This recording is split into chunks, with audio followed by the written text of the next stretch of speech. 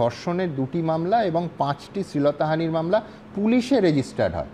এবার এখন তার মধ্যে সিরিয়াস সংশয় নিঃসন্দেহে যে কথাটা ওই ফুটেজে দেখা গেছে, যে ফুটেজের এখনও কেউ দায়িত্ব নেয়নি, কিন্তু ফুটেজে দেখা গেছে, আবার বলছি, মারাত্মক অভিযোগ। কিন্তু বাকি মামলাগুলো যারা কমপ্লেনেন্ট ছিল তাদের ক্ষেত্রেও কি অভিযোগ মিথ্যে হয়ে গেল?